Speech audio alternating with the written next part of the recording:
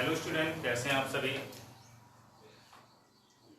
आपकी online classes में फिर से एक बार हम फिजिक्स का वीडियो लेके आ रहे हैं। चैप्टर चल रहा है हमारा प्रत्यावर्ती धारा, और प्रत्यावर्ती धारा में हम पहुंच चुके हैं अब तक। आधा चैप्टर से थोड़ा कम ही लगभग खत्म हो चुका है, और हम जो स्टार्ट करने चल रहे वीडियो में वो है हमारे विभिन्न प्रकार के प्रत्यावर्ती धारा परिपथ।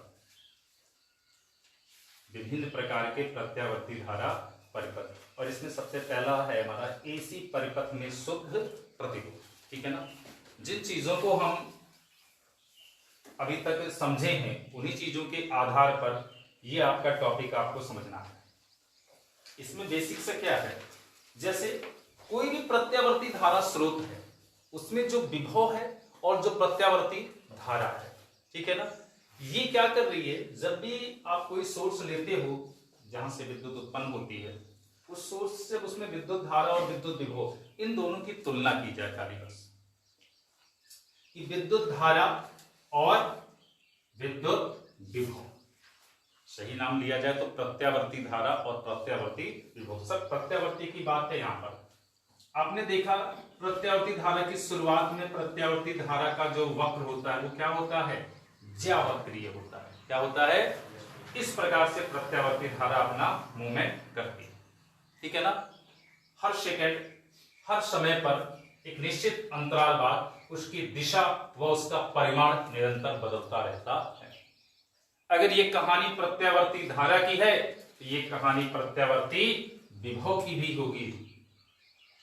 विभव का मान भी क्या होगा, एक निश्चित समय अंतराल बाद परिवर्तित होता रहेगा। ठीक है ना। अब प्रत्यावर्ती धारा और प्रत्यावर्ती विभव ऐसा मान के चलो रेस लगा रही हैं, ठीक है ना, और रेस में इन्हें अपना क्या अचीव करना है, क्या प्राप्त करना है, अपनी पीक वैल्यू यानी अपना अधिकतम मान, जिसको हम किससे दर्शाते हैं, आई नॉट और वी नॉट। ठीक है ना। आई नॉट का मतलब क्या हुआ, धारा का शिखर मान या धारा का महत्तम मान, और वी नॉट से क्या हुआ, प्रत्यावर्ती विभव का अधिकतम मान, शिखर मान, पीक वैल्यू। क्लियर है इतना। तो जो भी इनमें से सबसे पहले अपना अधिकतम मान प्राप्त कर लेगा, भाई जब आपने कोई भी प्रत्यावर्ती धारा स्रोत लिया, उससे जब विभव उत्पन्न हुआ, करंट उत्पन्न हुई परिपथ में चलना, तो धीरे धीरे धारा का क्या होगा, अधिकतम मान। क्योंकि प्रत्यावर्ती धारा है, दिशा और परिमाण हर समय निश्चित समय अंतराल पर परिवर्तित होते रहते हैं।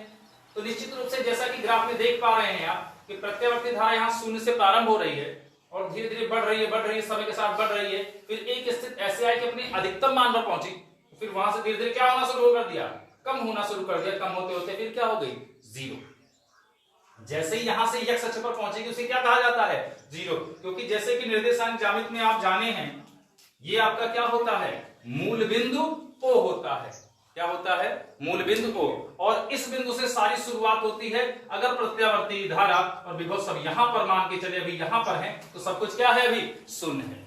अब जैसे जैसे उनका मान बढ़ता जाता है वैसे वैसे उनका ग्राफ यहां पर बनाया गया है। यानी अगर हम इस पॉइंट पर चेक करना चाहें कि प्रत्यावर्ती धारा का मान कितना है, कितने समय अंतराल पर, तो यहां से आपको एक नीचे की तरफ लंब डालना होगा और एक यहां लंब डालना होगा।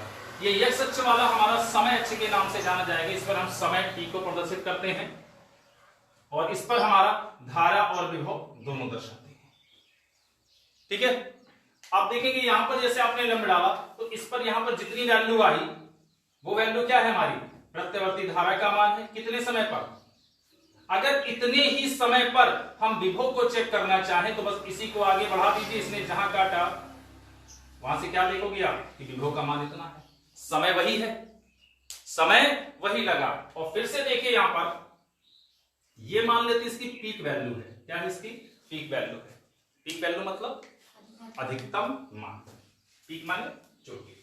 ये इसकी पीक वैल्यू है। जिसने भी अपनी पीक वैल्यू यानी अपने अधिकतम मान को पहले प्राप्त किया, ठीक है ना, वो क्या कहलाएगा, अग्रगामी।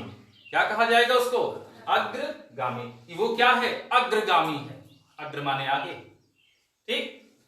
और जिसने उसके बाद प्राप्त किया या पीछे रह गया वो क्या है, पश्चगामी है। दोनों ने एक साथ अगर प्राप्त किया तो ना तो कोई अग्रगामी है ना कोई पश्चगामी है, ठीक है ना। दोनों ने एक समय पर अपना अधिकतम मान प्राप्त किया। बात समझ में आ रही है। अच्छा, यहां पर देख के आपको क्या लग रहा है कि दोनों ने अधिकतम मान किसने सबसे पहले प्राप्त किया है, बताइए।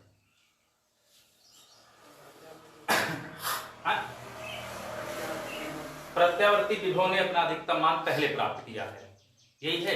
अच्छा, पहले प्राप्त करना या बाद में प्राप्त करना कैसे समझ पाओगे, किसके हिसाब से समझोगे, समय के हिसाब से ना। भाई मेरी खुराक 10 रोटी की है, तुम्हारी 4 रोटी है, शरीर भी तुम्हारा वैसे दिख रहा है, तो तुम अपनी 4 रोटी खा गए, तुम्हारा अधिकतम मान पहुंच गया। मैं 10 रोटी कंप्लीट किया, मेरा अधिकतम मान पहुंच गया। तुलना तो यहां पे समय की करनी है ना, कि तुम्हें अपना अधिकतम मान प्राप्त करना है, मुझे अपना अधिकतम मान प्राप्त करना है। समय कौन ज्यादा लेता है, समय कौन कम लेता है। दोनों ने मान के चलिए 10 मिनट में निपटा दिया अपना अपना भोजन। तुम्हारे पेट में 4 रोटी पहुंच गई, मेरे में 10, ठीक है ना। अगर दोनों ने 10 मिनट में ही वो भोजन किया है तो दोनों ने समान समय में अपना अधिकतम मान प्राप्त किया है, ठीक है ना। ना कोई अग्रगामी है ना कोई पश्चगामी है। लेकिन अगर तुमने मुझसे 1 मिनट पहले ही अपना अधिकतम मान प्राप्त कर लिया, अर्थात अपना भोजन कर लिया, और मैं 1 मिनट बाद कर पाया, तो वहीं पर 1 मिनट रुक करके सोचेंगे क्या कि आप क्या हो गए, अग्रगामी। कितना समय का डिफरेंस है हम दोनों के बीच में, 1 मिनट का। कितने का, 1 मिनट में। यही सेम कंडीशन यहां पर है। यहां पर आपको समय देखना है। आप देख सकते हो कि अगर लाल वाले से आप विभव को समझ रहे हैं और काले वाले से अगर आप विद्युत धारा को समझ रहे हैं, तो दोनों लग रहा है, ऐसा लग रहा है विभव का मान ज्यादा लग रहा है कि नहीं। और ये बात सही भी है, विभव का मान बिल्कुल ज्यादा है, ठीक है ना। लेकिन वो विभव का मान ज्यादा है, वो विभव की प्रॉब्लम है। मुझे किसमें कंपेयर करना है, समय में। और समय की अगर बात की जाए, देख सकते हो आप, समय यहां पर जितना इसकी पीक वैल्यू पर दिखा रहा है उतना ही इसकी भी पीक वैल्यू पर दिखा रहा है। बात क्लियर है कि नहीं है। तो दोनों ने अपना अधिकतम मान समान समय अंतराल पर प्राप्त किया है, अर्थात दोनों के बीच में जो समय का अंतर है, समय को एक और कह सकते हो क्या, समय का अंतर, स्थितियों का अंतर, एक वर्ड क्या निकल कर आता है, फेज। फेज यानी कला। तो दोनों की कला क्या है, समान है। दोनों की कला क्या है, समान है। और दोनों के बीच कालांतर यानी दोनों की कलाओं का अंतर वो क्या होगा, शून्य होगा। समझ पाए, बोलो। तो ऐसे ही हमें ये जो टॉपिक हम पढ़ने वाले हैं, विभिन्न प्रकार के प्रत्यावर्ती धारा परिपथ, इसमें हम पढ़ेंगे एसी परिपथ। एसी मतलब वही हो गया प्रत्यावर्ती धारा परिपथ में शुद्ध प्रतिरोध। शुद्ध प्रतिरोध तब कहा जाएगा जब परिपथ में सिर्फ एक ही प्रतिरोध लगा हो, ना कोई संधारित्र हो ना कोई कुंडली हो, ठीक है ना। सिर्फ और सिर्फ परिपथ में क्या लगा हो, एक प्रतिरोध लगा हो, तो उसे क्या कहेंगे कि वो क्या है, शुद्ध प्रतिरोध है। इसी परिपथ में क्या कहा जाता है, उसे शुद्ध प्रतिरोध। तो बात समझ में आई। यहां से हम तुलना करने वाले हैं कि क्या होता है, क्या क्या कंडीशन होती है, प्रतिरोध की वैल्यू क्या आती है। और ये जो अभी हमने बनाया अभी, ये क्या था आपका, बताइए। ये कला आरेख था। क्या था ये आपका, कला आरेख। एक होता है इसी का घूर्णी सदिश। क्या है आपका, इन दोनों टॉपिक को अगर हम बढ़िया से नहीं समझेंगे तो सबसे बड़ी समस्या आ जाएगी। इस टॉपिक को समझते समय अभी जब मैं एक डायग्राम बना दूंगा तो उसमें आपको थोड़ी सी प्रॉब्लम आएगी, वो चीजें क्लियर नहीं होंगी। क्या समझना है, घूर्णी सदिश। अच्छा सोचो, क्या हमारे वायर में जो धारा बहती है, क्या हमें दिमाग में, हमें बोर्ड पर बताया जाता है कि प्रत्यावर्ती धारा का ग्राफ ऐसे जाता है। तो क्या तार में भी, तार भी आपने देखा, तार भी कभी इस डिजाइन में रहता है। तार तो सीधा रहता है। तार कैसे रहता है, सीधा रहता है। तो उसमें धारा कैसे ऊपर चढ़ती होगी, कैसे नीचे उतरती होगी। ये क्या है, ये एक ग्राफ के माध्यम से चीजों को समझाया जा रहा है, ठीक है ना। ऐसा नहीं कि विद्युत धारा इसी मार्ग पर ऐसे जाती है। तो अगर इस तरीके से हमें ऐसे समझाया जा रहा है तो तार में ऐसा समझना होता है हमें कि वायर में हमारा जो करंट है उसका मान धीरे धीरे क्या हो रहा है, बढ़ रहा है। क्या हो रहा है, आप देखो घर में स्टेबलाइजर लगा है, हैं? आप उसमें देखिए वोल्टेज को कभी कभी ऐसा होता है कि धीरे धीरे क्या हो रही है, वैल्यू बढ़ रही है, ठीक है ना, फिर क्या हो रही है, घट रही है, ठीक है ना। तो ऐसे समझिए, अब बढ़ रही है घट रही है, ये बात उसके मीटर में जहां पर ऐसे एरो बना होगा वहां पर आप देख पा रहे होंगे।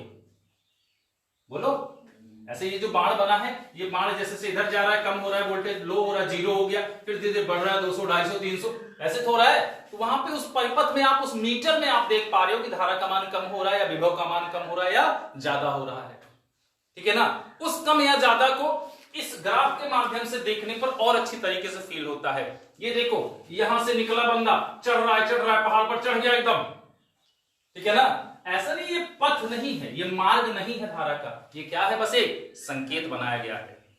तो अगर ये संकेत है, इसे हम कहेंगे कला आरेख। क्या कहेंगे, कला आरेख। और इसी का एक क्या है, घूर्णी सदिश आरेख भी बनाएंगे। बोला ये कैसे, देखो घूर्णी सदिश का मतलब, घूर्णी मतलब घूर्णन करने वाला। एक एरो ऐसा ले लीजिए, ठीक है ना, एक एरो ले लीजिए, इस एरो को क्या करना है, घड़ी की सुई की तरह क्या करना है, घुमाना है, क्लॉकवाइज या फिर एंटी क्लॉकवाइज। समझ पा रहे हैं। मान के चलिए ये हमारा एक्स एक्सिस है, ठीक है, क्या है, एक्स एक्सिस है, और यहां पर वाई अक्ष ले लीजिए। समझ में आ रहा है, बोलो। यहां पर एक घूर्णी सदिश है जो अभी एकदम सोया हुआ है, लेटा हुआ है, ये एक्स अक्ष पर एकदम समाया हुआ है।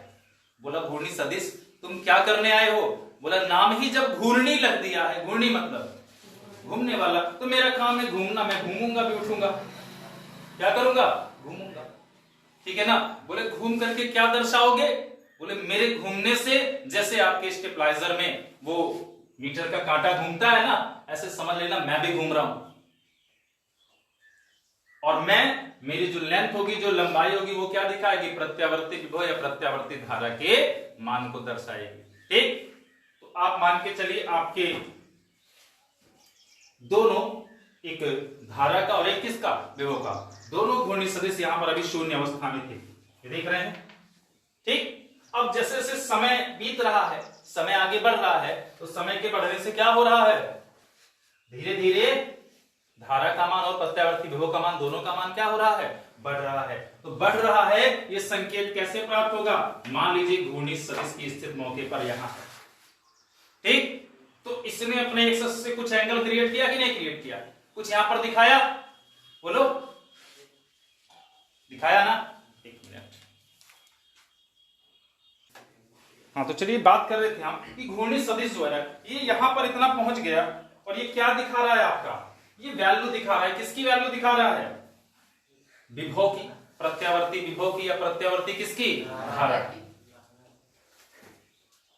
अगर वो आपको जानना है प्रत्यावर्ती विभव या धारा, तो यहां पर ऐसे डॉटेड लाइन आएंगे, तो यहां पर क्या मिल जाएगा आपको, या तो आई नॉट मिल जाएगा या फिर क्या मिल जाएगा, वी नॉट, ठीक। सपोज कीजिए एक और एरो मैंने यहां से बना दिया, और इस पर मैंने ये आई नॉट लिख दिया, या इस पर मैंने इसको वी नॉट कर दिया, और यहां पर क्या कर दिया, इसको आई नॉट। तो आप देख पा रहे हो, बोला आई नॉट का मतलब, आई नॉट का मतलब बताइए, प्रत्यावर्ती धारा का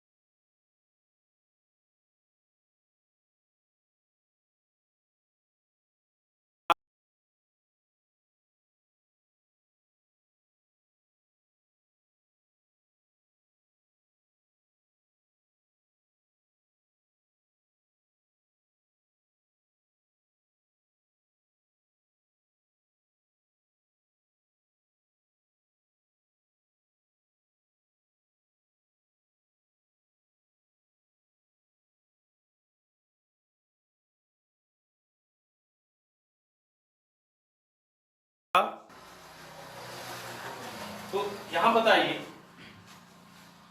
धारा अपना अधिकतम मान प्राप्त कर ली है, विभव अपना अधिकतम मान प्राप्त कर लिया है, ठीक है ना।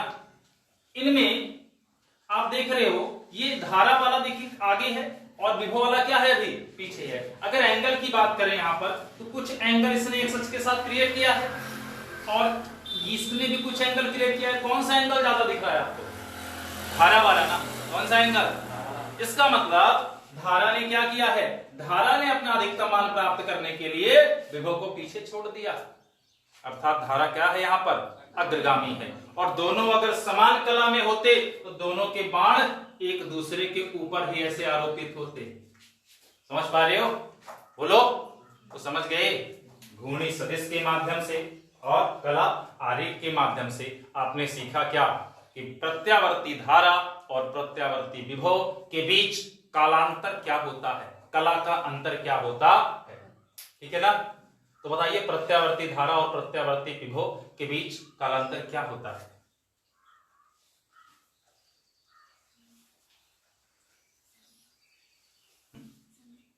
समय। ठीक है, पता चल गया तुम्हारा क्या। ठीक है, कालांतर क्या है कि प्रत्यावर्ती धारा या प्रत्यावर्ती विभव, प्रत्यावर्ती धारा या प्रत्यावर्ती विभव, ठीक है ना, अपना अधिकतम मान क्या प्राप्त करेगा? अपना अधिकतम मान प्राप्त करने में जितना समय लेते हैं या दोनों के बीच में जितना अंतर होता है वही क्या होता है? उनका कालांतर होता है। ठीक, तो बात करते हैं टॉपिक में एसी परिपथ में शुद्ध प्रतिरोध। ठीक है ना? तो आइए एक एसी परिपथ बना लेते हैं।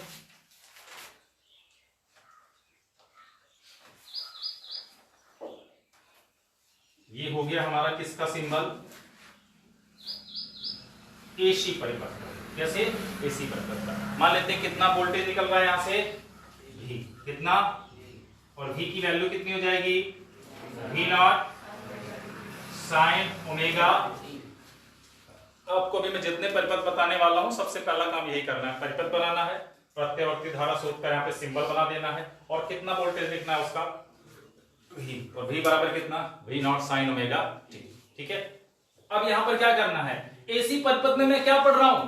शुद्ध प्रतिरोध। क्या पढ़ रहा हूं? शुद्ध प्रतिरोध पढ़ रहा हूं। तो एक प्रतिरोध हमें यहां पर लगा देना है। हो गया प्रतिरोध। इसको कितना मान लेना है? R मान लेना है। ठीक, अच्छा जैसे R मान लिया मैंने, ये बताइए परिपथ में धारा भी बहेगी। मान लेते धारा कितनी बह रही है? I धारा बह रही है। कितनी धारा बह रही है? I धारा बह रही है।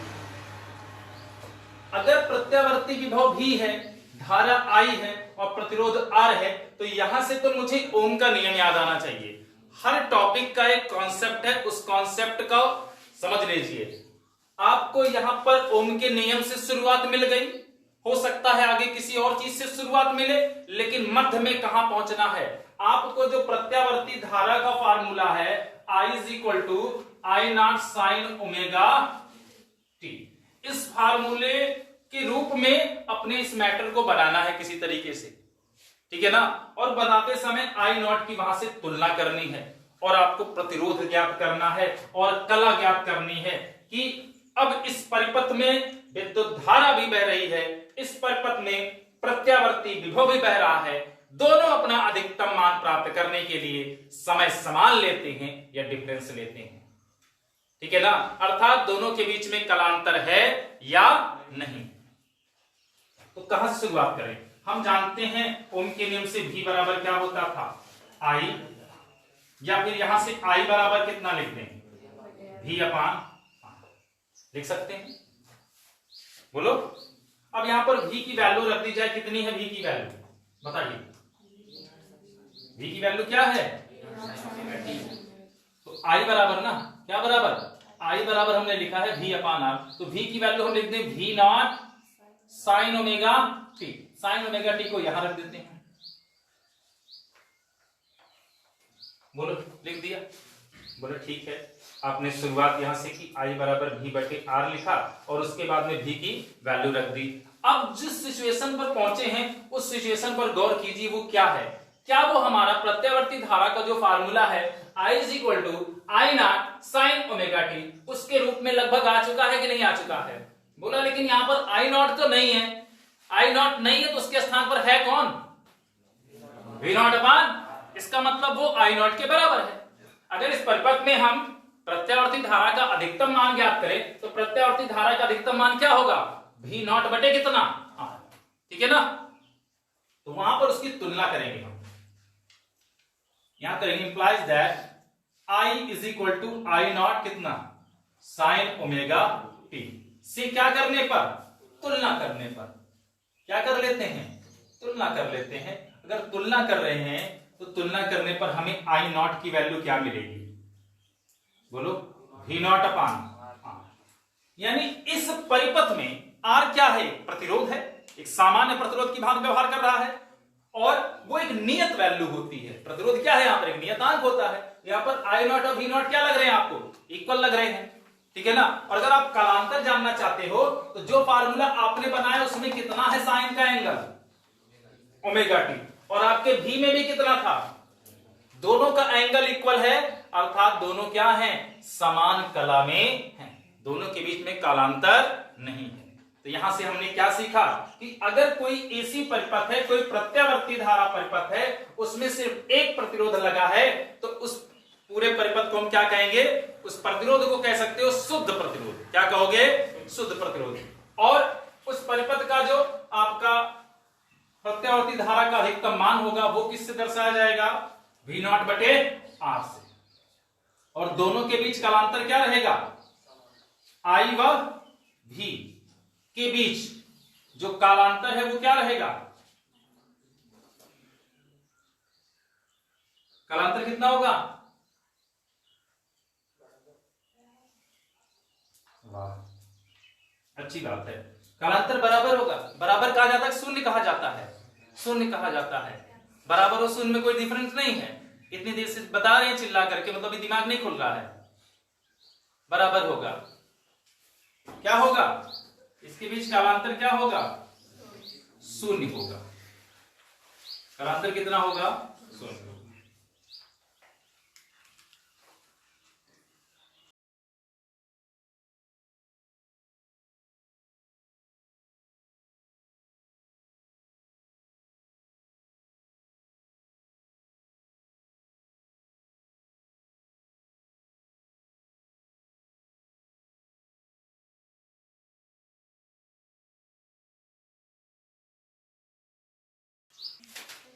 तो चलिए, जैसा कि आपने जाना कि प्रत्यावर्ती धारा और प्रत्यावर्ती विभव के बीच कालांतर कितना होगा, शून्य। कब शून्य होगा, जब एसी परिपथ में एक प्रतिरोध लगा रहेगा, ठीक है ना, जिसे क्या कहेंगे, शुद्ध प्रतिरोध। जब एसी परिपथ में सिर्फ एक प्रतिरोध, एकमात्र प्रतिरोध ही लगा रहता है और कोई उपकरण नहीं लगा उसमें, कोई विद्युत उपकरण, तो हम क्या कहेंगे, उसे शुद्ध प्रतिरोध कहेंगे। और ऐसी दशा में प्रत्यावर्ती धारा और प्रत्यावर्ती विभव दोनों अपना अधिकतम मान समान समय में प्राप्त करते हैं, और समान समय में प्राप्त करने की वजह से उन दोनों के बीच कालांतर कितना होता है, शून्य होता है। अब कहिए इसका एक कला आरेख और एक घूर्णी सदिश जल्दी से बना दिया जाए, तो कैसे बनाएंगे,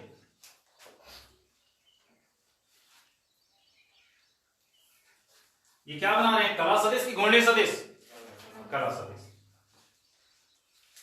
तो यहां पर ध्यान देना, समय बराबर रखना है ना, समय क्या रखना है, तो यहां पर दोनों को ऐसे आपको ले जाना है,